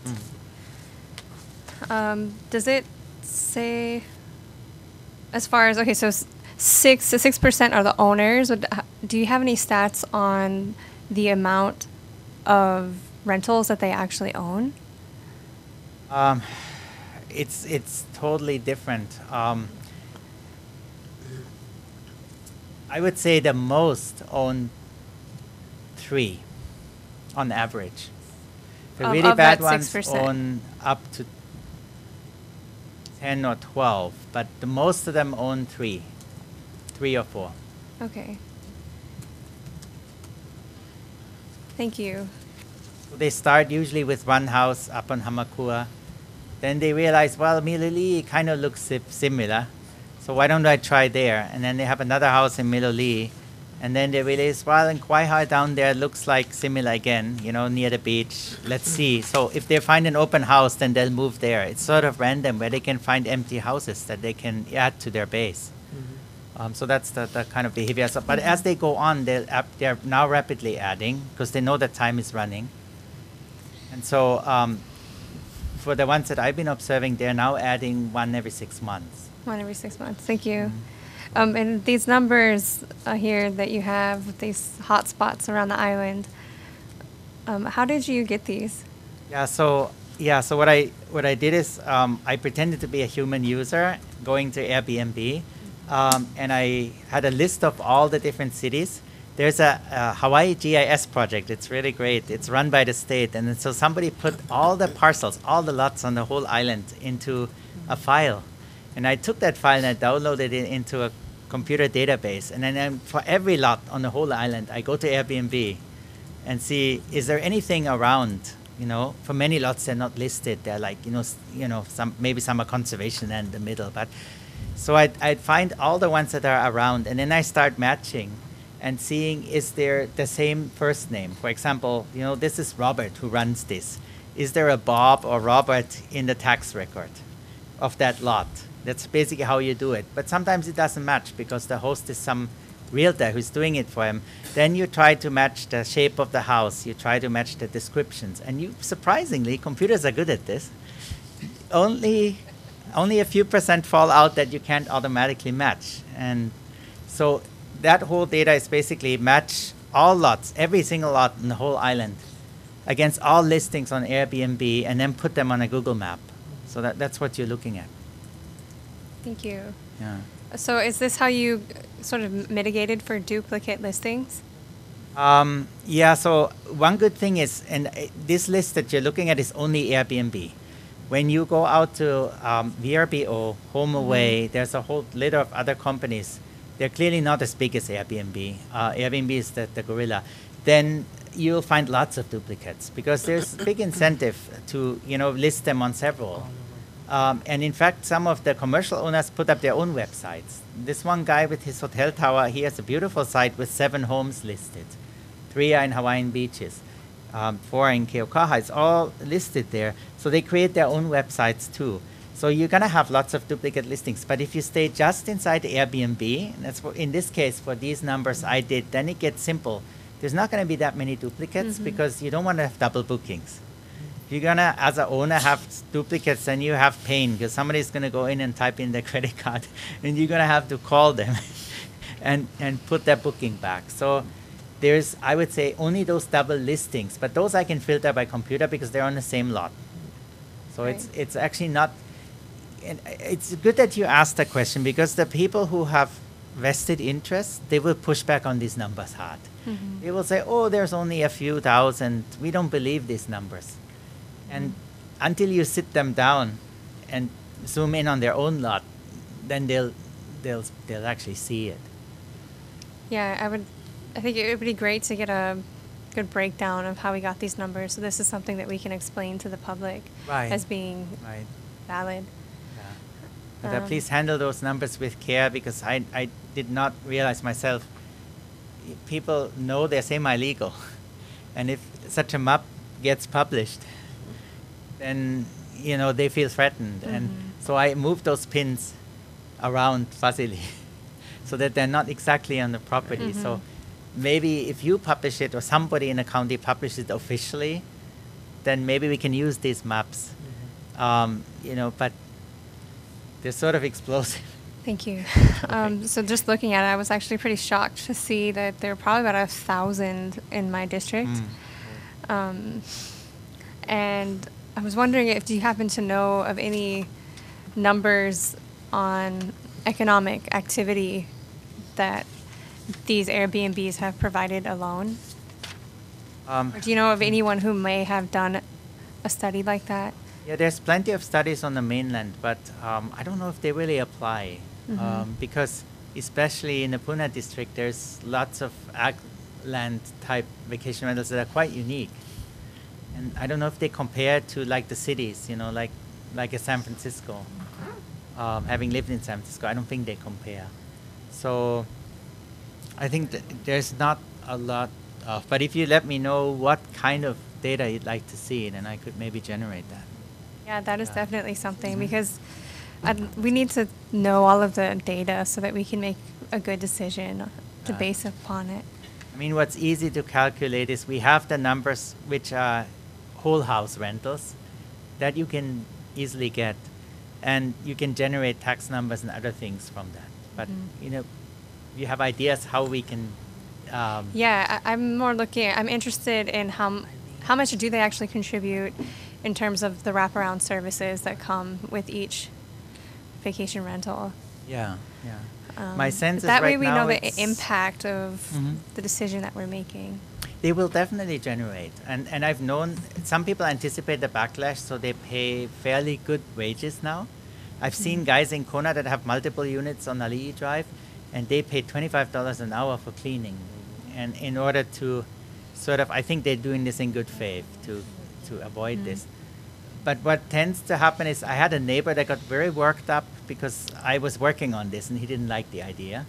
And his significant other was one of the people cleaning in one of these places. And so I asked the owner of this place, did you employ her recently? And he's like, well, I haven't really needed her for a couple of months. So you will see, as these units are often empty, they're not yet reliable places of work. I think the only way you can make them reliable places in communities like Volcano, where there's so many of them, that people can go from one to the next. But they're not going to create permanent employment yet because they're too fractured. Great. Well, that brings me to my next question. You mentioned that there might be vacation rentals that are beneficial for the island, like in Volcano, and that because those are the kind that we might want to build markets around, and then there are others that are taking houses off the market. So what is the criteria in your mind that sets Volcano apart from other districts? I think it's basically the character of the houses there. I mean, Volcano is a design community to some extent, isn't it? At least I feel that way when I go in there. The houses sort of built around the theme of the parks and the ferns, and so there is a sense of this is a design community. It's not a community like Keaukaha that's sort of homegrown, with lots of Hawaiian residents still there and people actually fishing off the reef and the ponds. But it's a community that embraces that artistic design sense more than the organically grown sense. And so I think it'll be easier there to actually take it forward and make it even more, into an asset. And I also say that because I talked to many Volcano people about this. I ran into one guy, he's doing frog control there, kogi frog control, and I thought he would be a good person to talk to because he goes to everywhere. And I asked him, what do you think about vacation rental? And he's like, yeah, sure. If you ask anybody in our neighborhood, like, whoa, vacation rental.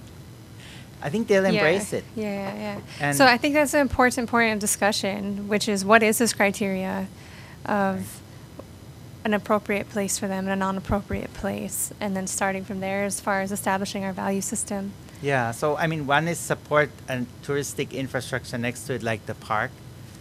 That's already there. I think that's an important criteria. Another one is, is there an infrastructure already? In Volcano, there's an infrastructure. There's so many vacation rentals now that there are people that like one host has 6 vacation rentals that they're taking care of. They already have worked out how to go from house to house, how to change the bedding, how to open the locks at the door. So there's services already in place that have grown around it because it's so dense. You can take advantage and enhance of that. When you already have that in place, it's a big asset. Right. And I think this is my last question, which is, what are your qualifications? Oh, this is a funny story because I don't really have any background in government. This kind of has chosen me, this problem. Sometimes you get chosen by a problem. My wife hates this because when I'm sitting at dinner, I'm talking about vacation rentals, and she doesn't really appreciate that very much. But you get chosen by a problem. There's nothing you can do about it. I worked for most of my life for Oracle Corporation in Silicon Valley. So I was on the other end. Oracle? For Oracle, Larry Ellison's company. And I was a product manager, so I would talk to customers. I would do what I was doing here. Is I would go out, I would take a product that we had built, and I would go to customers all over the world, and I would find out, what do they really think about this? Does this suck, or is this a great product, The management wants to know, right? Do we put money into this, or don't we put money? So they would send me, and I would go to IKEA in Sweden, and I would sit down with the IKEA guys and say, tell me what you really feel about this. And then I'd go back to Redwood City, and I would say, whoa, we have a problem here. The developers think they're doing a great job. And so this is what I've done for many, many years. And I found that in this environment, it's a very similar problem because you're building a business case around something. And you're doing it by actually going on the ground, talking to people, creating data from the ground up. Okay. And I actually have another question here. You mentioned that once houses are put up to international tourist standards, that they will never be converted back. What are is there actually a document that's called International Tourist Standards? No, I shouldn't have said. Yeah, I don't know. I mean, the people who are coming into these vacation rentals coming out of hotel rooms, right? That's their the idea that they have. And I talked to Doug Arnold yesterday from Arnold's Lodge because I was curious about something of the same idea. So I asked him, and he said, I'm putting all these upgrades in now because I have to compete. I'm bringing my rooms up to international standards. So there really is that notion of that there is a standard that somebody expects when they go into a room. They expect, a flat screen TV to be there. That not in a shared home, that's not necessarily be there. They expect a cooler with beer. If they're Chinese, they expect hot water. It's weird, but Chinese people love doing hot water bottles. But this with isn't them. actually a official standard set by any tourist organization. No. Yeah. Okay. No, this is not actually a standard. I don't think anybody has made that standard, especially for short-term vacation rentals. It's still very, very diverse. But you're going to have more of a city audience, right? So, their backdrop is hotels in cities. And they will expect similar kind of Great. things. And Thank I you do for a lot that. of Airbnbs. I did 9 last year. When I go into an Airbnb room, I kind of expect a queen-size bed. I don't know why. Thank you for Yeah. the explanation, Mm. Mr. Buchta. I'll yield at this time. Well, thank you, Ms. Ruggles. And council members, I know we have Mr. Kanuha, Ms. Eoff, and Mr. O'Hara left, but just want to remind you that Mr. Buchta can always be, we can contact him. So if you have a specific question, I'm thinking of our agenda, the other items we have on our agenda. So if I could ask that, keep it kind of short and sweet on your questions. Thank you. Finally, I get to hear your presentation. I know it was kind of held off one time. And this is great to know, because I don't want to talk about the legislation that is going to come up, but we've been hearing for the last several years the impacts that these short-term vacation rentals are having on residential communities, especially in my district where I have a lot of residential communities, and you can slowly see what's happening in these communities. I never really knew the numbers, but you have a neighbor that'll call me, and now recently, since all this stuff was happening, since the bill came out, every single day you'll hear of the negative impacts to our residential communities. But I love the way you put it earlier, that we embrace the good ones and we look at how to curb the bad ones. I don't know if that was the exact language, but that's what I heard. And I absolutely agree. There are places around this island that these short-term vacation rentals are a positive impact on our residents and a positive impact on the tourism industry. And I really do think that we can find a unique way for this county to promote these short-term vacation rentals while also holding in place a certain type of regulation. And that's really what I always aim for, find the balance.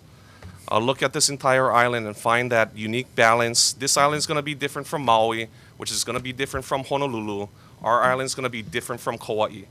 So it's just figuring out that balance and working within the confines that we have here within our laws and really taking a lead. You look at the purposes and goals that you listed here, rein in the expansive short-term rental growth. I never even knew there were that many.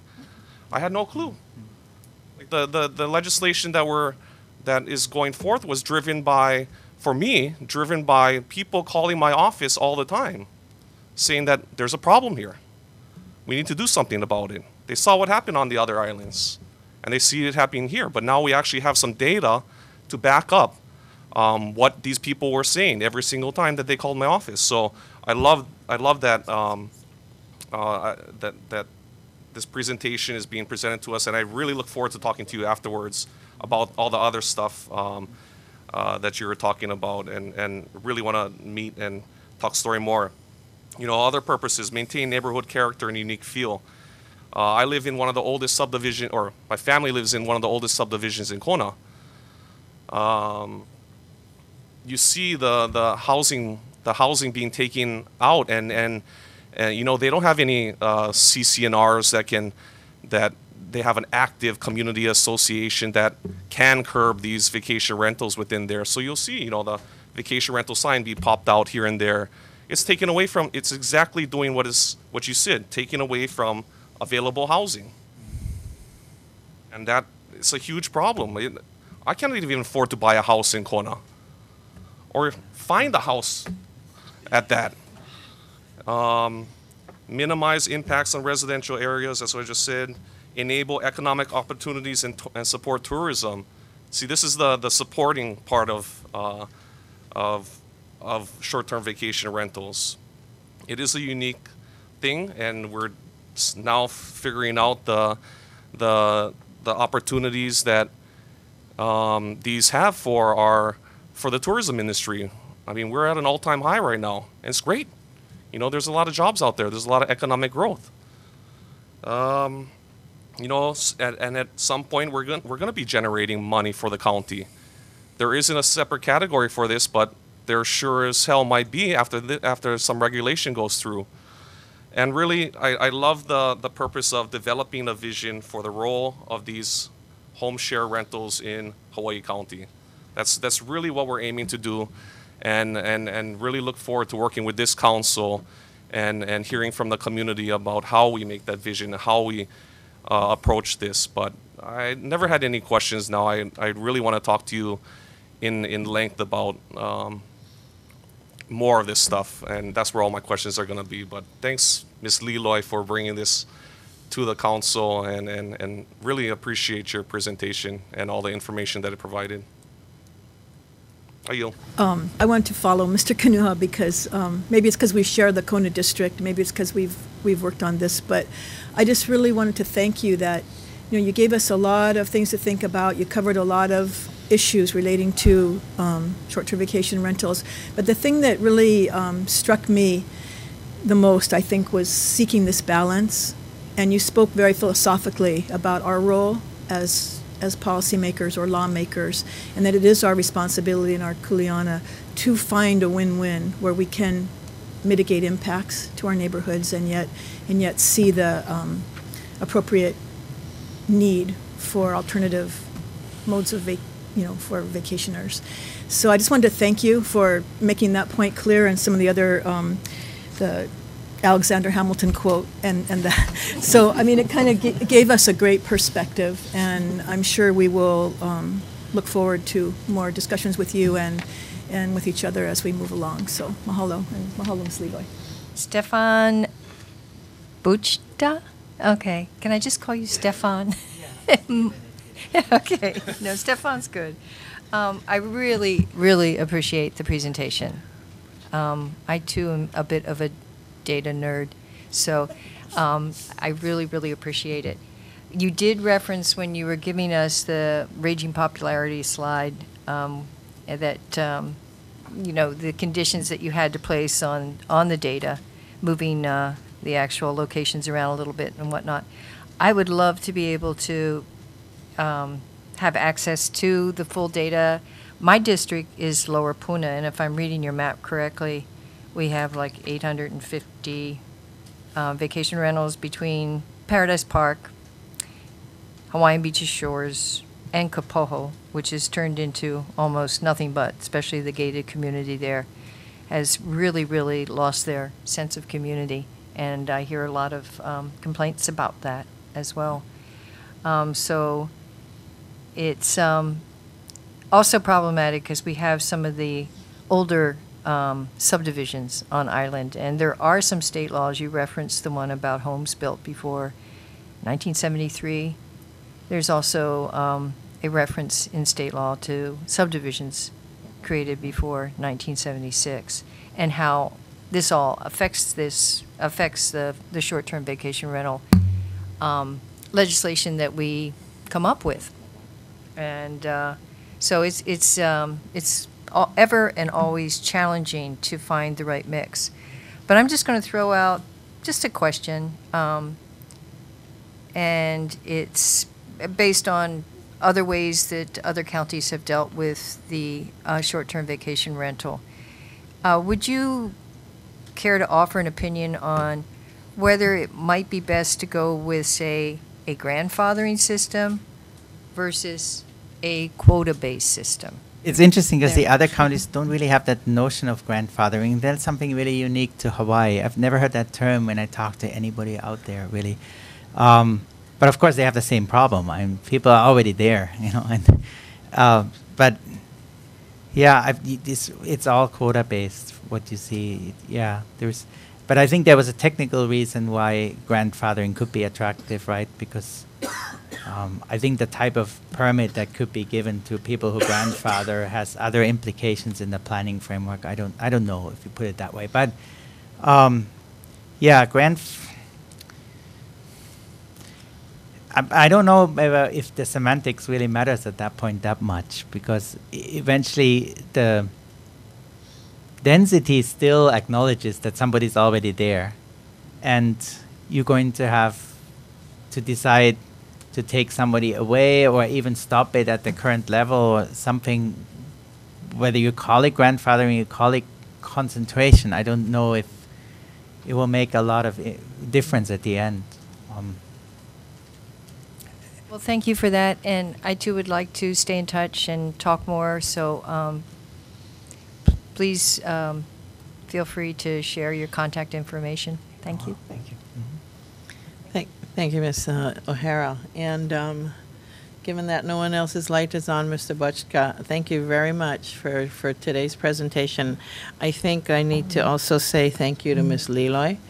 I don't know how you found this gem of a data person, but you know, I think you've basically clarified the at least the vision of what this particular issue is, and it's not a singular issue. It's like multi-issues that we have to be mindful of when we entertain any solution.